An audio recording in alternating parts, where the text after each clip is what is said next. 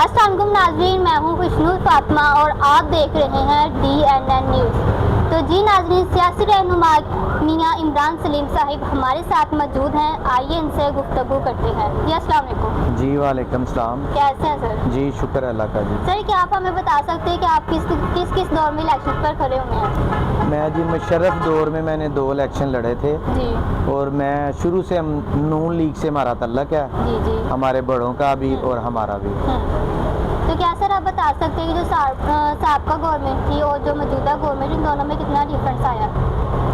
Government में different क्या आना है, हालात ही इस तरह के हो गए हैं कि जैसे मिसाल है ना कि बचपन में हम कोई खेल खेलते थे तो या पढ़ते थे, जितनी कोशिश करते थे उसके मुताबिक हमें फल मिलता था, रिस्पांस मिलता था। अब वक्त इस तरह का आ गया है कि हम करेंगे कुछ, रिस्पांस कुछ और मिलेगा, यानी कि हमारी मेहनत के मुताबिक हमें वो चीज़ हासिल नहीं होगी जिसके लिए हम मेहनत कर रहे हैं। जी। तो क्या सर, जब आप इलेक्शंस पर खड़े थे, आपने माशाल्लाह 2 इलेक्शंस लड़े हैं, तो आपने अपनी हल्का अवाम के कौन कौन से मसाइल हल किए और कौन कौन से रह गए थे? मेरे इलाके में जी 4 फैक्ट्रियाँ थी स्टील मिल। एक का नाम सूफी स्टील मिल था, एक का नाम पैरामाउंट मिल्स था, एक का नाम था एग्रो या इस तरह का कोई नाम था, और इस तरह 4 फैक्ट्रियाँ थी।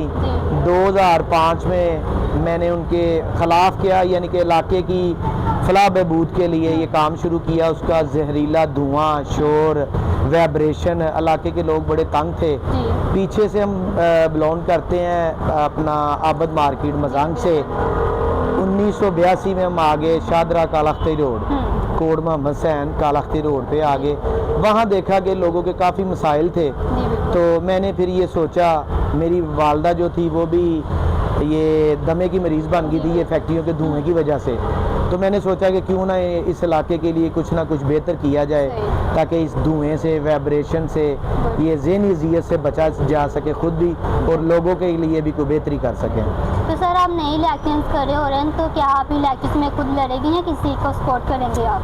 नहीं, अब तो दिल ही टूट गया, अब इलेक्शन नहीं मैंने लड़ना।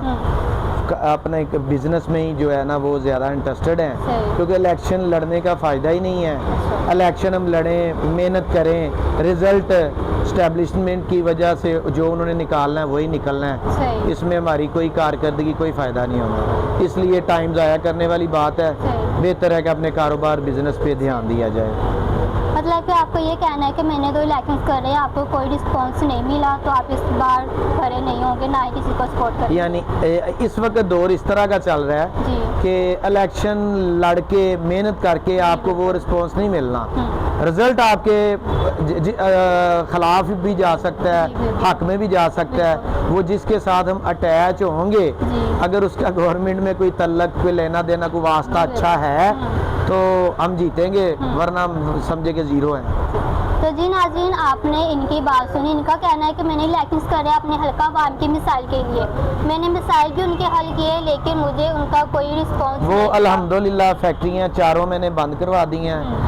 इलाके में कोई सीवरेज का काम हो, कोई सुई गैस का काम हो, मैं बगैर किसी सियासत के खुद, यानी कि अपने असर रसूख से, अपनी पॉकेट से पैसे खर्च करके मैं लोगों का करवा देता हूँ अल्लाह की रज़ा के लिए।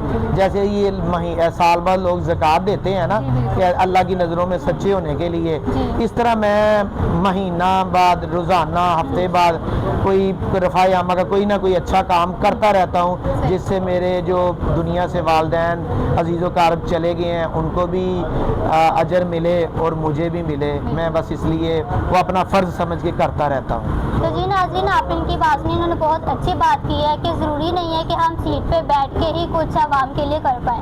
हमें सीट पे बैठने के अलावा भी हम अपने आवाम की बहुत ज़्यादा मदद और हेल्प कर सकते हैं। तो जी नाज़रीन, आप देखते रहिए DNN न्यूज़ और खुशनूर फातिमा को दे इजाज़त। ओके, अल्लाह।